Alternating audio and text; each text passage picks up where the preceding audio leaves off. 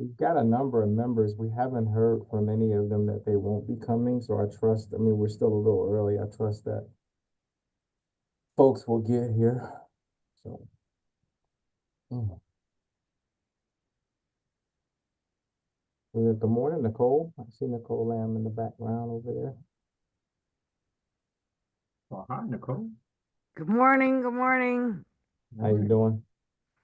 It's Thursday, but it's rainy and cold. Yes, it is. It is. I'm so glad it's going to be white flag tonight and tomorrow. Yeah. Nicole, thank you for your clarification to Ricky's email that you responded to a little bit ago. That's helpful for us, and we're as we're drafting some new stuff. We appreciate it. Thank you. No problem.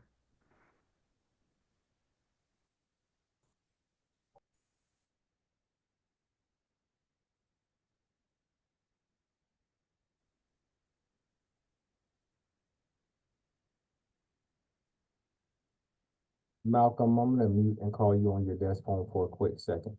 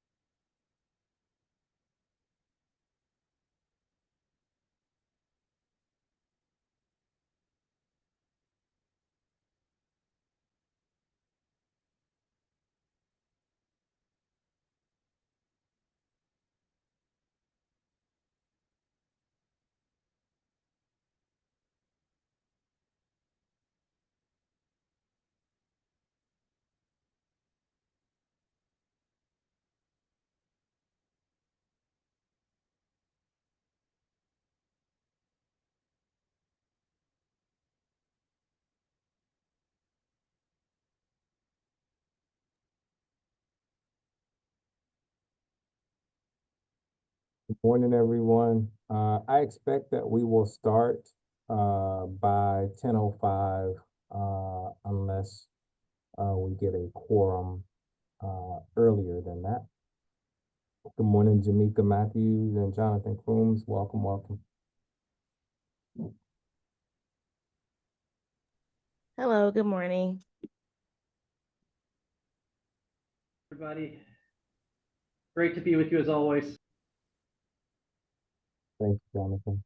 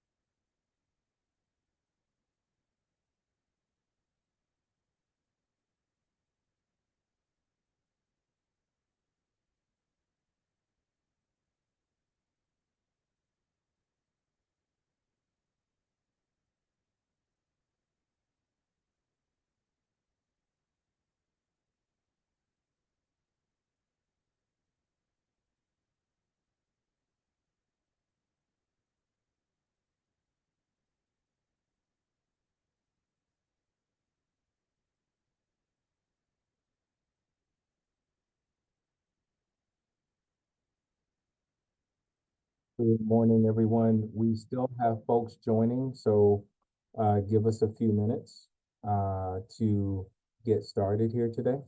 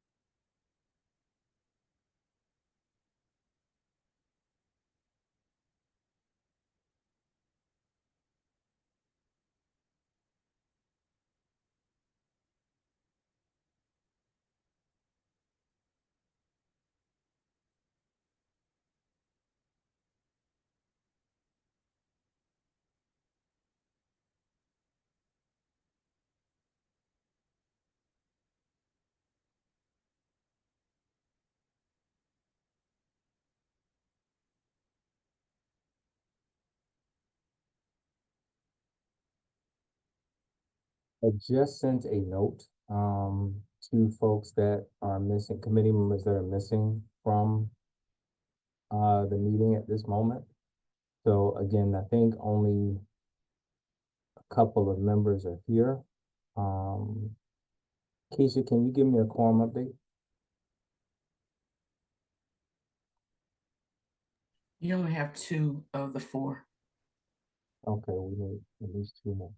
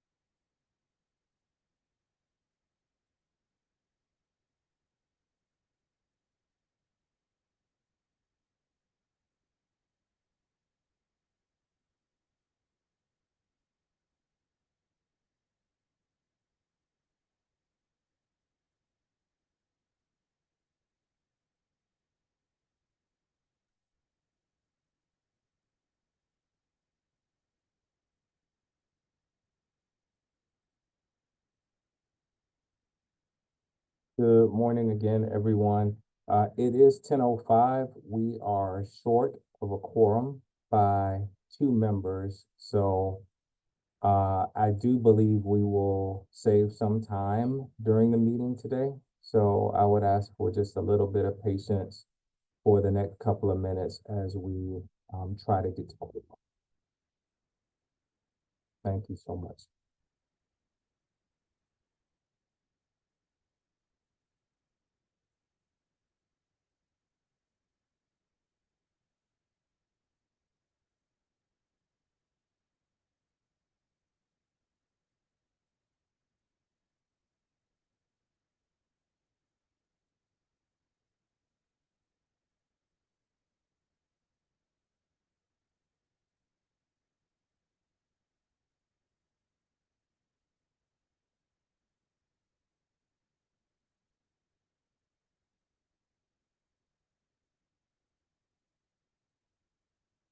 Please show you here.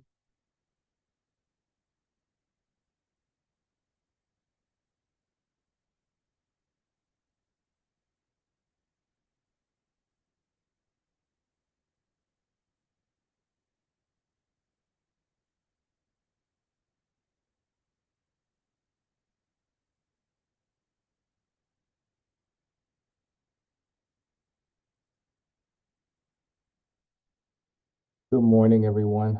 I want to make sure, can anybody tell if our meeting is recording?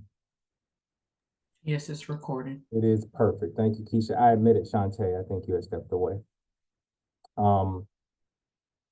We will go ahead and get started. At the moment, it'll be for information only. Welcome to the February 13th Performance Management Committee meeting.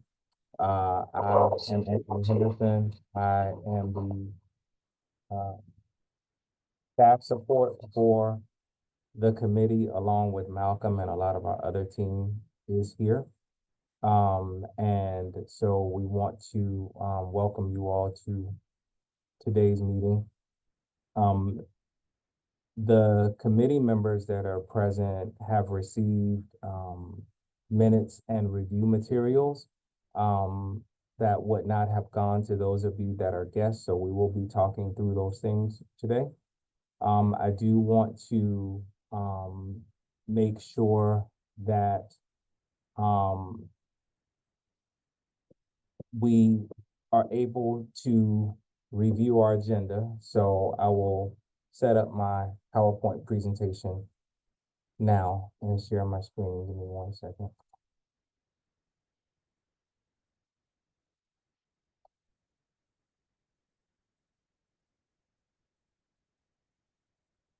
Thumbs up if that works.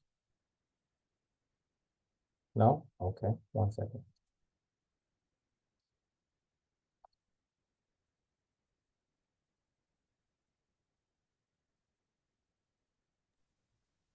I see it now. Okay, perfect. Thank you. Doing this makes me not able to see pretty easily the chat or comments, so I'll trust my team to let me know if things come up that we need to talk about, and I will go ahead and get started. Thank you for your patience this morning. The committee is currently without a chair. I have been filling in for a few months as we recruit a chair for the committee. So that is why I'm here. If there are, and this will also be brought up at the next HSAC, if there are HSAC members who would be interested in serving as chair, that will be announced. So I just wanted to let you know why I'm in this seat today. Today's agenda, we just did the welcome. We will ask for any public comment. If you have it, please let us know. I'm not sure, Keisha, did anybody ask for public comment?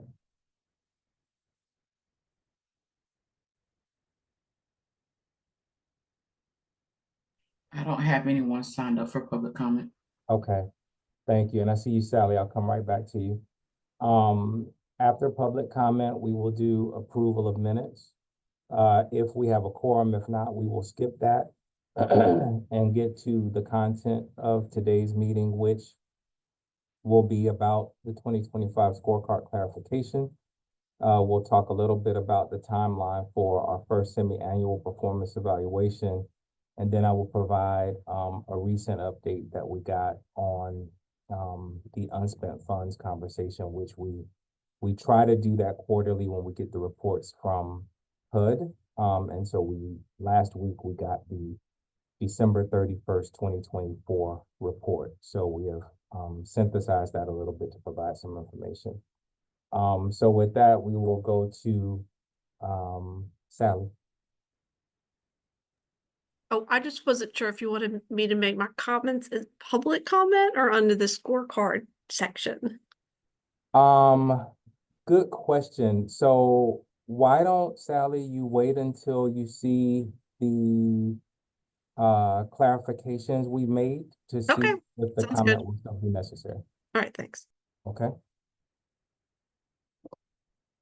All right, everyone. Well, we will move into the scorecard clarification.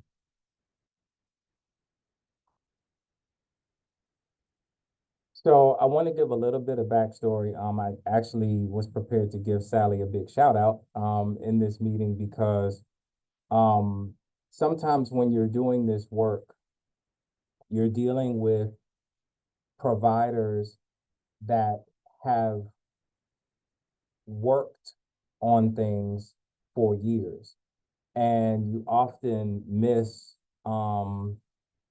the user experience for somebody that might be doing this for the first time.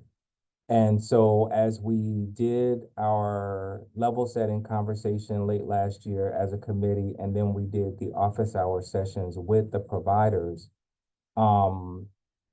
we were moving through the process where we get to approve our 2025 performance measures. And we started with the idea that in the past only RRH and PSH programs had done so, and that we have been looking for a way to invite street outreach and emergency shelter programs to participate so that the system can be both monitoring the individual projects and looking as a system as a whole, how we're performing in certain areas. So Lloyd had done some work prior to me. We built on that work. Lloyd Smiler was the person at CDD that worked with Jonathan, who was chair at the time, on this committee, and really steered kind of the committee's work. So I've been trying to fill into that role and build upon Lloyd's legacy. And so we started with a framework like this that you see on your screen, and we began populating it based on and by including street outreach, emergency shelters, and transitional housing, realizing that we have very limited transitional housing in our system. So we were really focused on street outreach and emergency shelter. And then in one of the conversations, I think we focused on rapid rehousing. Keep in mind that rapid rehousing and PSH, we had already done scorecards in the past. The funded programs had already gone through this experience, so we didn't pay a lot of attention to the idea that there would be new organizations going through this experience. So Sally reached out, gave us a call, Ricky and I spoke with her, and we really did a walkthrough to try to understand where we might have missed the mark on some synergy between this table and what you all may have seen in the scorecard. Keep in mind that it wasn't the scorecard necessarily that changed, although there were a couple of minor tweaks in the scorecard. It was mostly that this table wasn't reflective of the scorecards that were already existing. So what we did was we tried to put some synergy between this document and the scorecard. And so what you see here is something that this committee saw last year when we were doing this work in December. But what is in red are the places where we have clarified because the scorecard may ask for more than this chart did. So I'm going to go over that really quickly. For rapid rehousing programs in exit destinations, we want to know whether people were exiting without a subsidy. And there was a percentage that allows groups to get maximum points when that occurs. So that has been added to this chart. Also, for permanent supportive housing, move-on strategy related to exit destination was explored. We've added that to this chart. We had inadvertently left off where you see maintain or increase earned income for rapid rehousing. That was a part of the scorecard, but we did not populate this chart. Same for folks that might lose income, either in rapid rehousing or permanent supportive housing programs. And then we have populated the utilization rate under component 3. In addition to these things, we have clarified at the bottom where you see an asterisk, the additional performance measures that the scorecards already were tracking, but just was not on this chart.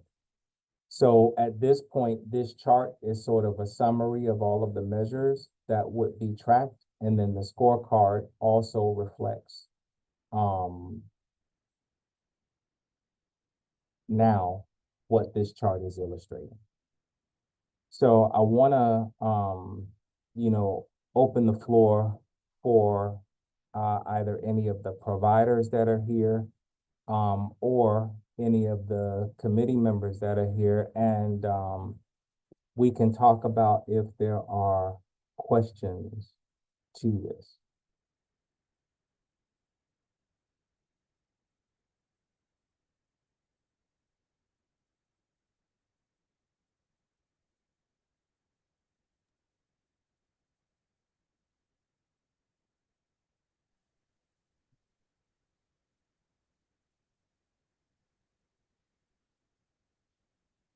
Any questions?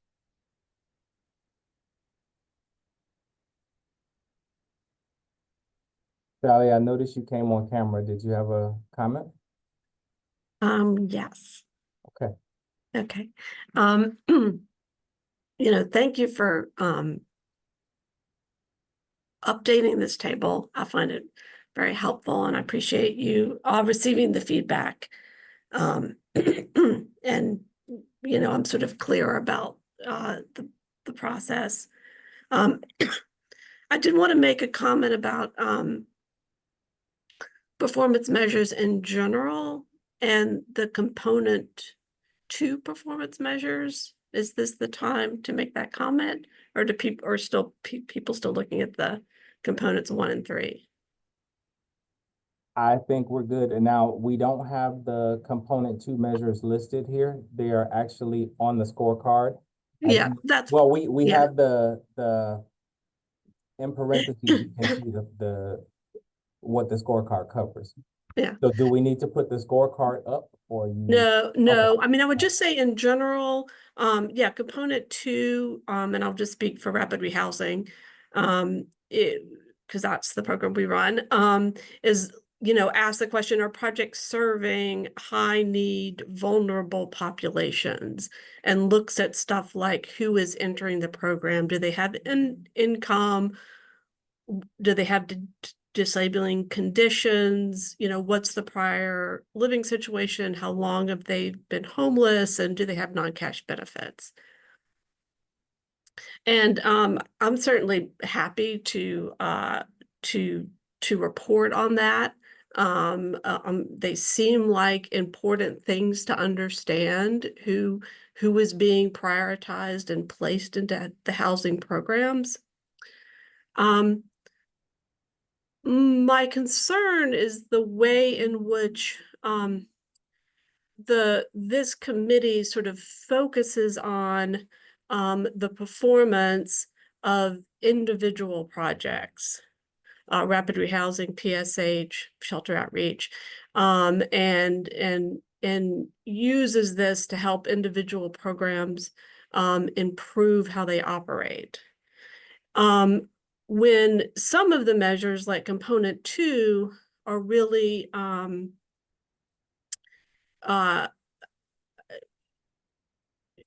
more a measure of the system itself, so that the lead agency and the coordinating administrator are setting the policies and procedures by which people are prioritized and placed into housing programs.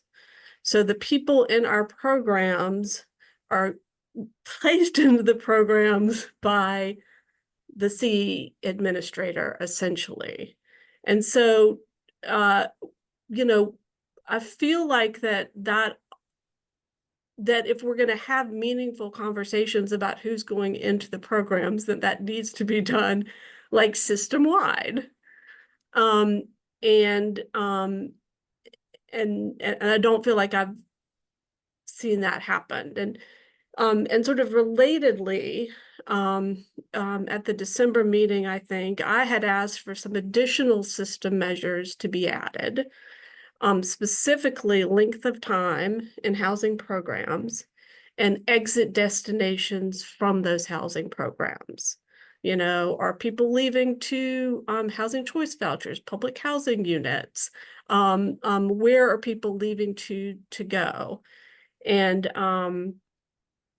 I was, sort of initially referred that that's a matter of the executive committee, and now it's been clarified that would be the matter of the policy and planning committee to add those measures.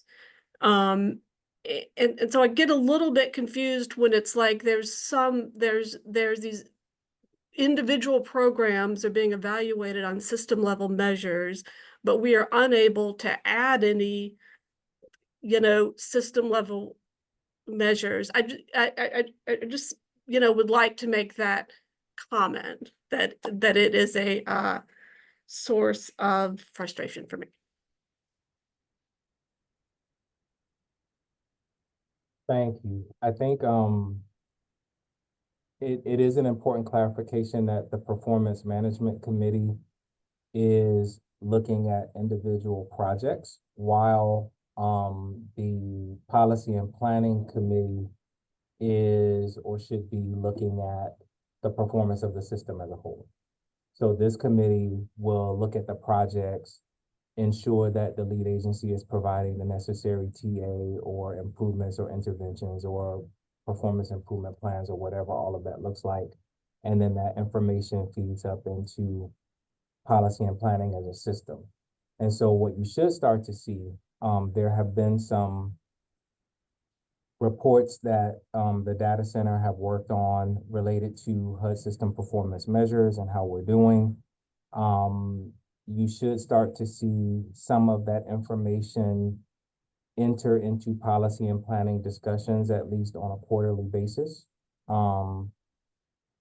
And in terms of adding more specific measures, I do, for the system, I do think, if that's what I'm hearing you say, I do think that that is possible if the system determines the need for it and we can reasonably get it accessed out of HMIS, right? Or find a way to report that. So I I mean- just do want to make the distinction that in this committee, we will be looking specifically at the individual projects. And then I think at policy and planning is where the system, measures can be discussed and even expanded if that is the And application. I appreciate that distinction and that clarification. You know, I do think it's still important to note that individual projects function in a system. So, it, you know,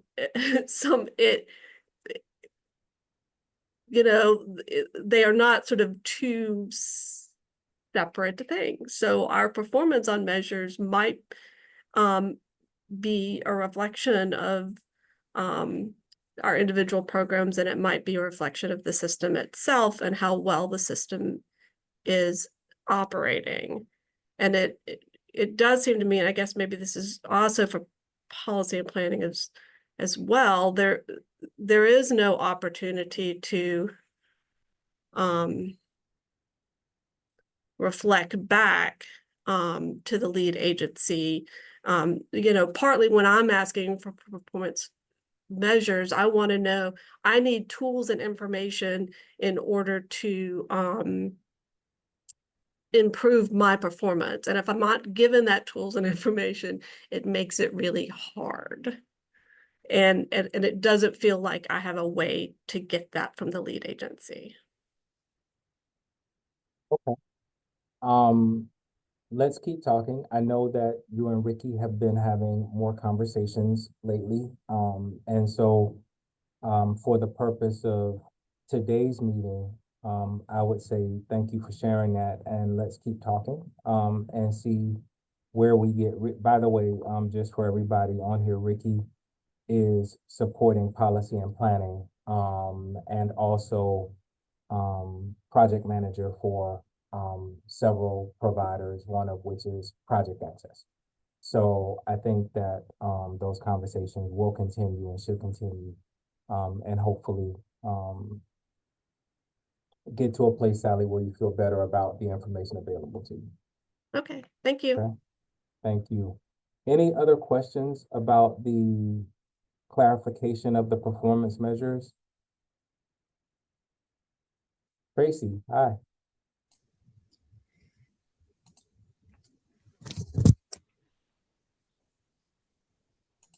Tracy, can you hear me? Oh, there you are. Hey, good morning. Sorry, I was having some tech issues this morning.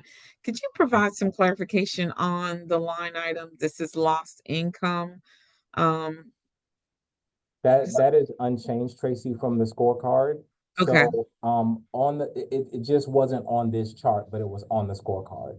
So what we tried to do was bring more synergy, you know, have it be two-way. So we started using this chart to kind of feed into the scorecard to expand the measures that we were looking at with street outreach and emergency shelter. Unfortunately, we didn't do a good job of looking at what was on the scorecards that existed already and for RH and PSH and bringing that information back into this chart so that this chart could serve as a one-stop shop for all things performance measures. So we just brought that line item from the scorecard as it is into this document. Okay.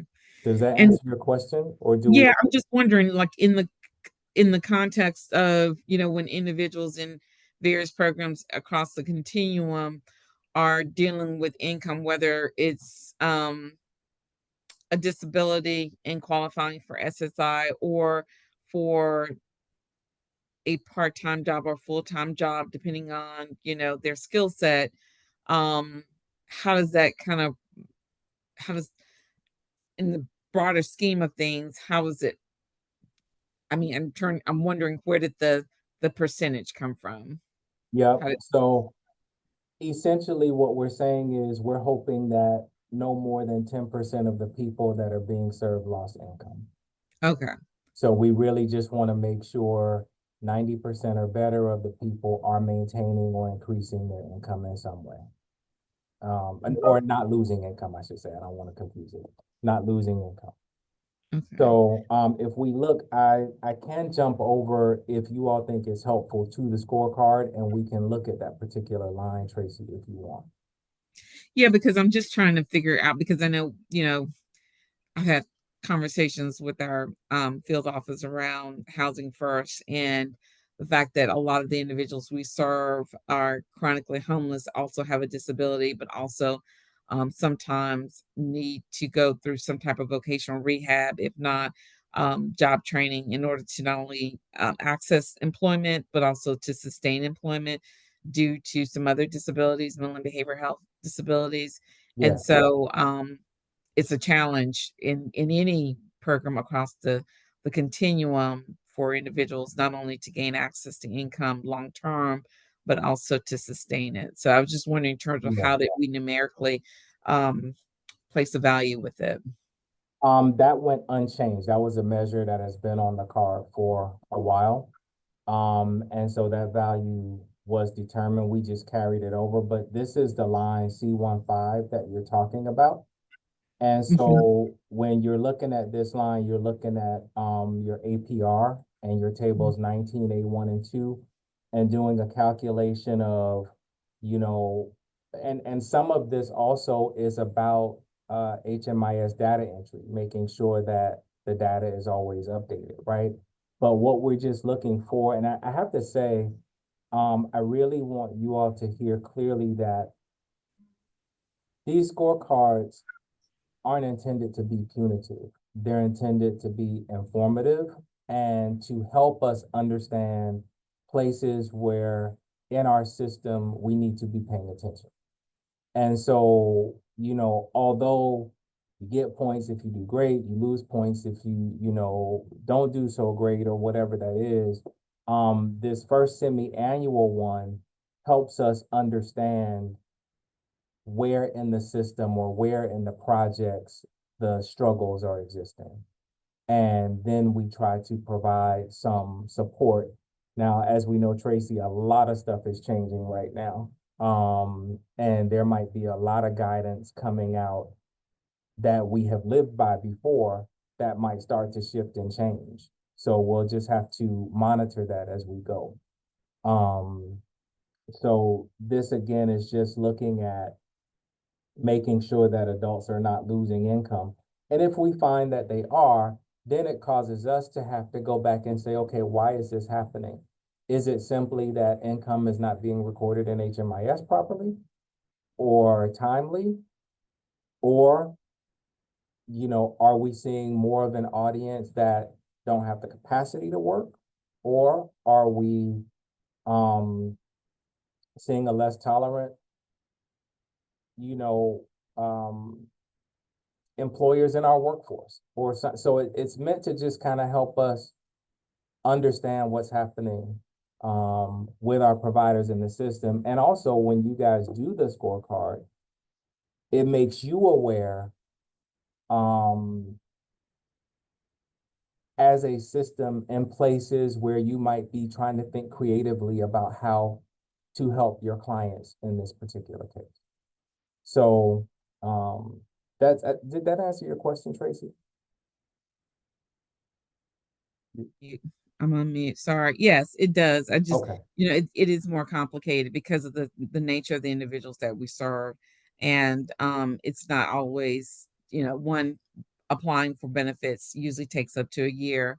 And then Yeah. also, even with non-cash benefit programs, sometimes that can take a while as well, depending upon the process. So it's a little bit more, it's more complicated than saying, than vocational rehab and assessing for that or applying for SSI benefits. It's a lot more involved with it. So, but thank you Okay. for the insight. Do you all actually see this spreadsheet up on my screen? You do? Okay, great. It's telling me I can share, and I don't know why it's telling me that. I thought I was sharing. Okay, great. So I'm gonna go back to presentation real quick, and we will move to the next part of the discussion. So you all have seen this already. So we're gonna go to the next slide, and this is again where we added in a few points of clarification. So there were a couple of questions on the scorecard for non-cash and health insurance benefits, particularly related to RRH and PSH. In the 2024 scorecard, which we kind of automated through Excel, and it became a lot less manual and a lot more functional. In that process, there had been some prior complicated math formulas that we were asking people to calculate manually, that this new automated approach to it makes it a lot simpler for the providers completing the scorecard to get to the answer, and you can, it saves a lot of time on the scorecard. What we realize is that here, there was a change made that could have created some questions. And so we just wanted to clarify that what we did, this measure used to look at basically leavers and stayers, and that is how you determine who was able to acquire non-cash benefits while they were enrolled in the program. Unfortunately, when we automated the tool, the measure for stayers, we could not get right. So what we did was decided until we could get it right, we would just look at the average number of leavers and the average number of starters. And if your leavers were leaving with benefits at a higher rate, then that would sort of be the way you got points for that. So that one, we will have to talk more with the data center about to make sure we can get that accurately. It will not change on the current scorecard that has been approved, but just know that we're aware of it. And we will be working through some clarification with the data center to see if this actually works or if we need to kind of figure out how to fix what we couldn't fix last year. Again, you saw all of the synergy between the last chart and the actual scorecard. We did some clarification. So for the scorecard, these things change. We corrected the score description for emergency shelter in line 6. For rapid rehousing in line 6, we clarified the measure as earned income. For permanent supportive housing, we clarified the measure in line 5 as earned income. Again, same statement I made a few minutes ago. The scorecard is meant to be informative and not punitive. And it helps us understand how the work our projects are doing are going to impact the overall system. So I hope that, that this brings to bed any questions that you all have. And there might be some other folks. I don't see the other new project on here today that would be using the scorecard, but hopefully, this answers the questions. I don't see any hands up. I can see the folks now. So I think we're all good. Any more questions about this part? Perfect. Okay. The next thing we want to talk about is it is that time of year that we look at our projects. And so this is our spring 2025 timeline. So today we are going to be releasing the 2025 scorecard to our emergency shelter, street outreach, rapid rehousing, and permanent supportive housing projects. We're asking that projects return them to us by February 28th. We will also evaluate the projects the same way the agencies do, just to make sure that the answers we get are the answers you all get for your projects, and to discuss any places where there are discrepancies in the information. And then we will communicate with the projects by March 7th on the evaluation outcomes. For non-COC funded projects and first-time projects, we will provide some TA. And for ongoing COC funded RRH and PSH projects, if necessary, we may issue performance improvement plans. I do want to talk a little bit about this. As you know, Lloyd retired last year, and he had been working with the committee to do this work. When he retired, it was around April, and we made the decision to focus more on technical assistance with our groups that had not previously been provided. And so as a result, last year, we did not issue performance improvement plans because we had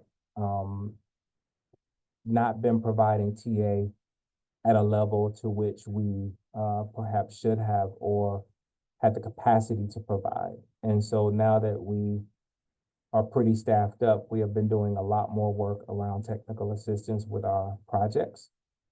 And so this first semi-annual performance evaluation, you'll see us in this evaluation process, work with all of the projects to talk about the results.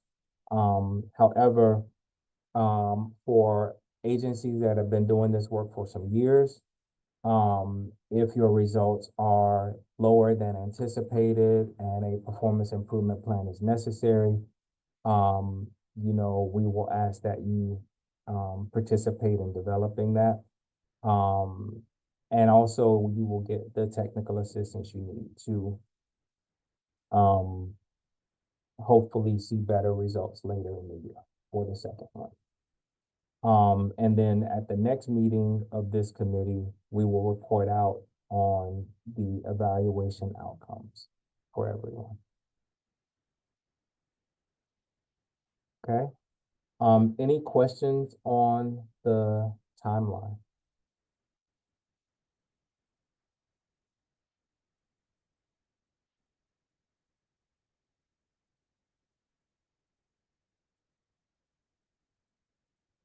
Okay. The last part of our agenda, and I know that we have quorum now, so I do want to go back and approve the minutes. We'll do that after this. I wanted to go over the quarterly spending report as of December 31st from HUD. We sort of introduced this last fall. And when we did it last fall, I think the update had been for March of 2024. So we kind of we get a report from HUD, we sort it, we, you know, add up all of the contract values and the unspent values. And so I'm putting out here kind of a summary of how we spent funds over the past few years. So in 2020, and this is COC, by the way, funded. So in 2020, which the period of performance was 21 and 22, we issued 12 contracts for a value of $1.6 million. There were 4 contracts that did not spend all of their funds, and the total of those unspent funds was $99,000. And so that was 6% of our funds were unspent in 2020 for COC year 2020. In 2021, it looks like we had 11 contracts and 6 of them had some unspent funds. And the amount unspent was $411,000, and the total unspent was 24%. We did slightly better the following year. In 2022, we got more money and we had less unspent funds. So out of 11 contracts, 6 of the contracts had unspent funds. I do want to point out though, which is very, very important. We had one agency that spent $0, and that is what drives that percentage way up. The vast majority of folks who had unspent funds are in the neighborhood of anywhere from 3 to 20%. So not too horrible. But because we had one agency that didn't spend any of their funds, it drove the amount way up. And I'll give you an example. In 2022, one agency had about $270+ thousand of funds that were unspent. And so you can see if we were to take that out, that year would be back down to about $99,000 too. So I do want to make that distinction. I actually have in this document, sorry, let me go back. Oops, I don't know what's happening. Okay. In the notes in this PowerPoint, which seem to have, oh, here it is. Okay. So can you all see the notes at the bottom or no? You can expand it. Anthony, yeah. There you go. You can see that? I'm going to try to, okay, there we go. So you can see how in COC 2020, Alliance had a little bit left, Housing for New Hope had a little bit left across 2 projects, and DCRC had money left in their project. In 2021, we, again, really the same projects minus DCRC had a little bit left. And then the LGBTQ Center were unable to spend their funds. Same for 2022. And then for 2023, the period of performance is now. Agencies that had not made a draw by December 31st, which is the first 3 years of the period of performance, first 3 months of the period of performance, would not be reflected in this report. So don't even worry about the 73%. We're in, that money's being spent down right now. So there's nothing concerning necessarily about it. Minus any other kind of funding freeze or something like that. But we feel pretty good about where we are right now for the current period of performance. So that is the unspent funds report over the last 3 years where the performance has been completed. I will say that we will have more of an update at the next report because the lead agency is working to close a lot of contracts from the past 2 or 3 years that we might discover by some chance an invoice went unpaid or a provider, I'm sorry, not an invoice went unpaid, but that the provider is working with HUD to finalize drawdown money. For example, LGBTQ Center is working with HUD to try to figure out how to draw down some of the money that they are due to be reimbursed. So I just want to put out there that this could change a little bit. We will, in the next one, look at the same periods so that you can see any changes that occur in the unspent funds report. I see 2 questions. I don't know who was first, so I will go to Reverend Vaughn first and then Vega. I'm sorry, I lost internet and had to log back in.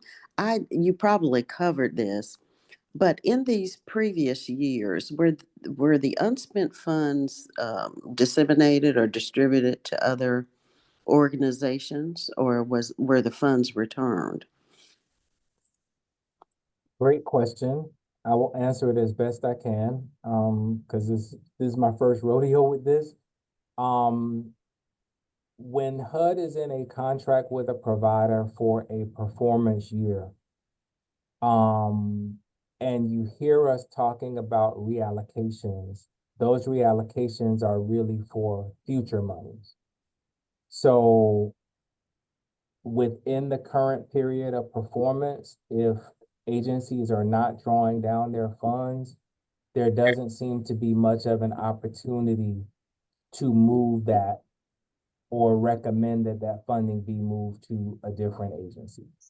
I'll invite Ricky or anybody who wants to jump in and help me on that one.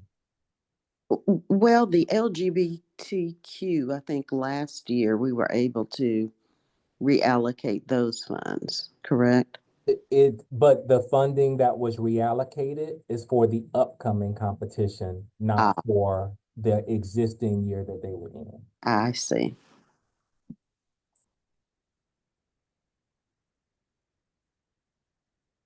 And so you can see that in 2021 is when they were first awarded. And they never drew down any of the funds, although, you know, they have incurred expenses. They never drew them down. So they are in the process of working with HUD, and if they are successful with that, this report will look a lot better. We hope the next time we show it to you. But it's really one agency that's driving that percentage up like that. And is that also true in the current year? You mean, are they not drawing right now? Yes. Yes, that is true. They are actively working with HUD though. Ricky has, I don't know if you can say more about that, Ricky, but I know that they have, go ahead, Ricky. I'm sorry. Yeah, can folks hear me okay? So I am currently working with both the LGBTQ Center and HUD to try to see what we're able to do about COC year 21, 22, and 23.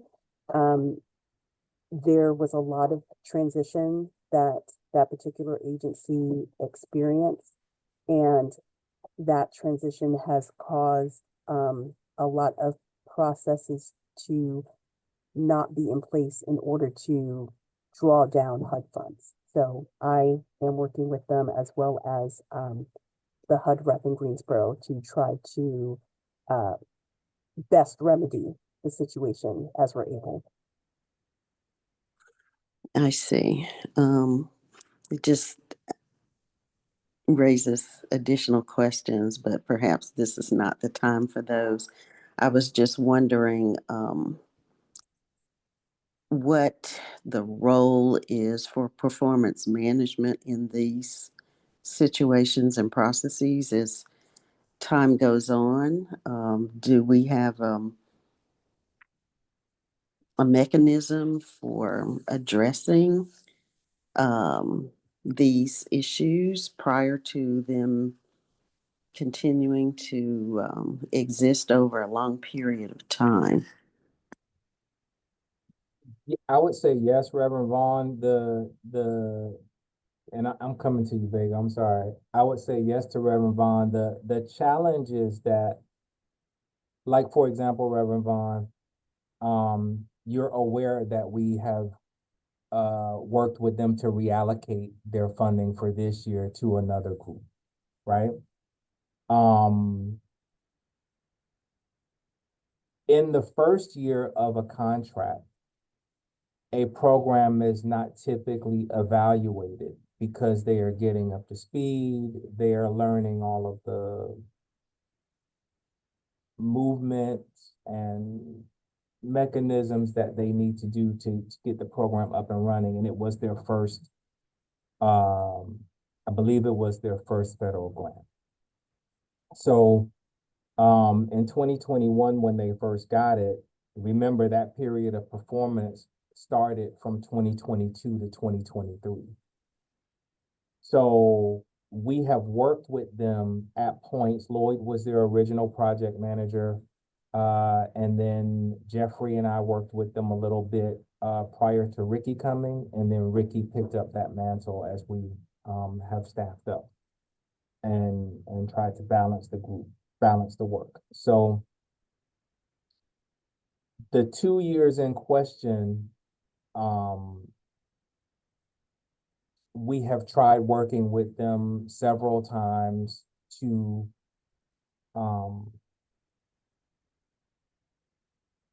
get up to speed. And that you know, now HUD is involved in that process as well alongside us. So the mechanism could have been, for example, Reverend Vaughn, last year, if we were to issue a performance improvement plan, we might have issued one to them, right? But we did not do them because we knew that we hadn't provided the levels of technical assistance to everyone that I think was deserved by the providers.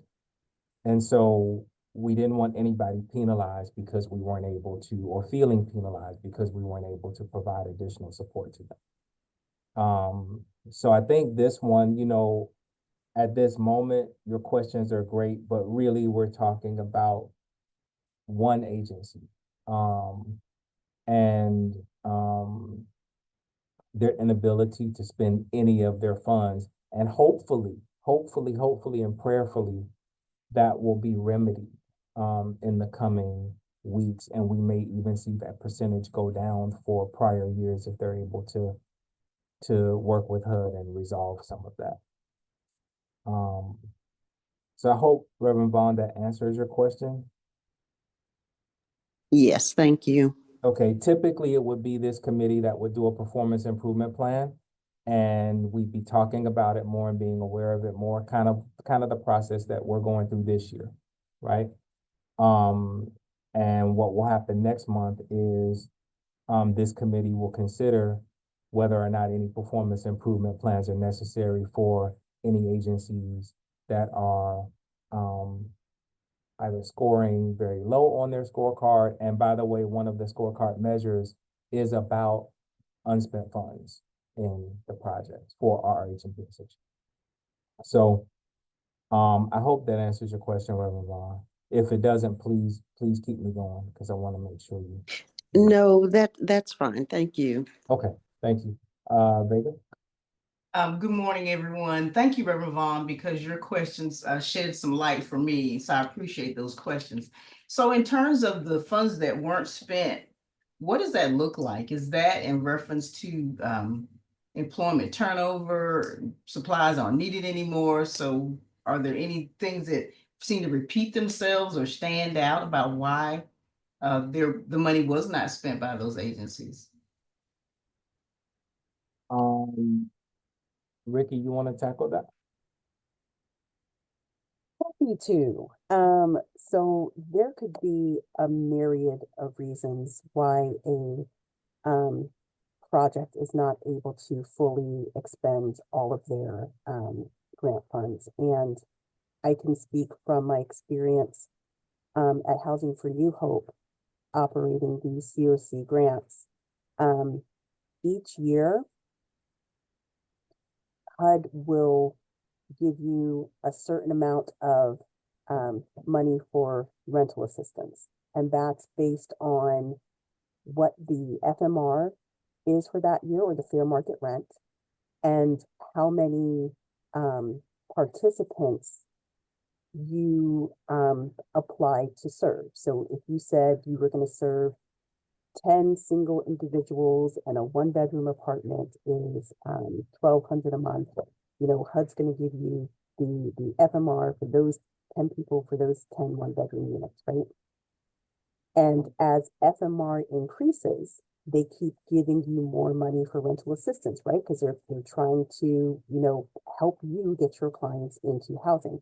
However, what HUD does not do is increase the value of supportive services or the value of administration fees or administrative fees. So, you know, what projects end up having to try to balance is I need to serve more people in my program in order to try to spend down all this rental assistance, but I've only got enough supportive services to maybe pay for one case manager. And there's only so much one case manager can do and how many, you know, clients they should have on their caseload to be able to deliver, you know, solid services to that person or household. And so it's this dance. And I don't want to speak for Shantae if she's still here, but it's really difficult to navigate, and trying to get a budget amendment from HUD,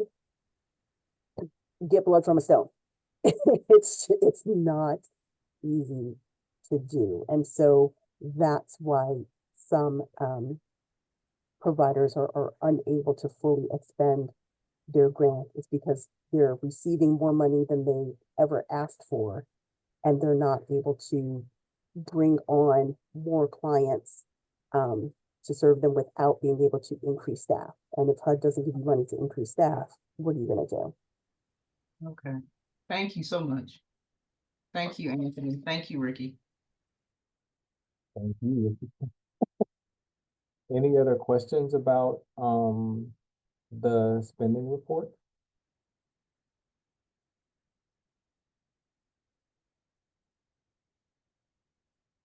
Okay, before we get to our last slide, which is just an update, I'd like to go back and propose that we entertain a motion to approve the minutes for the January meeting, Malcolm? Yes. So if you have had, I think Malcolm sent those out about a week or two ago. And then I also sent them out with all my updates this week. So if we could entertain a motion to, thank you, Jonathan. We could entertain a motion to approve the minutes.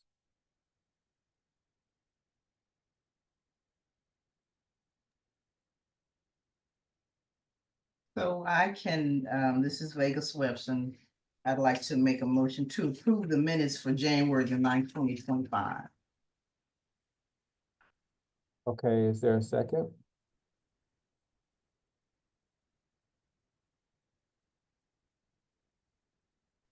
I'll second. Thank you, Shante.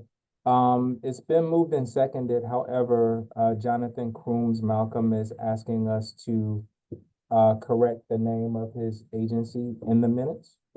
So with that correction, I would like to ask the committee members to type yes in the chat to approve the minutes. Committee members. I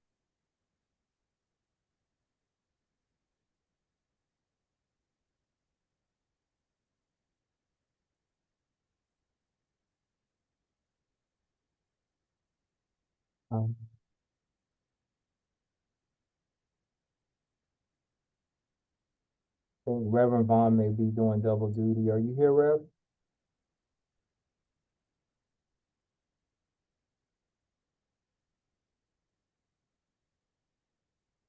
Oh, perfect. There she is. All right.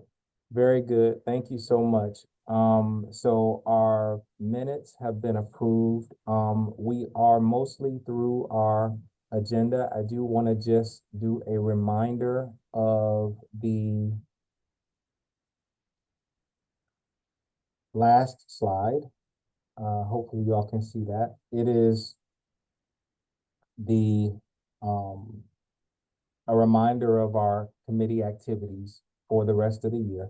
I'll always show this every month, just so that the committee is aware of what it's been up to and where we're going. So we reviewed and approved the performance measures in December. We did the scorecard in January. We are releasing the first semi-annual performance evaluation today.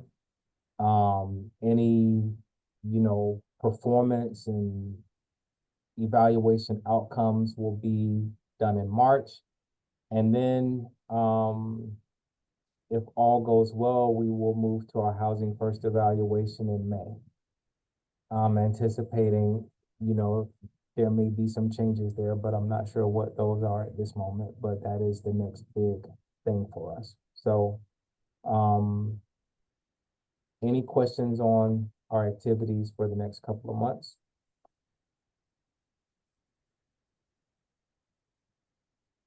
Okay. Well, there's no further business. I want to thank you all for joining us. And we'll entertain a motion to adjourn early.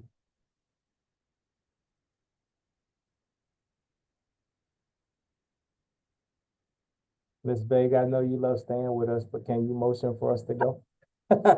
Okay, yes, I can get back to other business as well as others on here. So yes, I'd like to make a motion to adjourn the meeting for January 13th. Thank you. Jonathan also motioned, so that'll be a motion and a second. Have a great day, everyone. Enjoy your weekend coming up. Thank you and appreciate you leading the Yeah. meeting. Thank you, Shannon. Take care.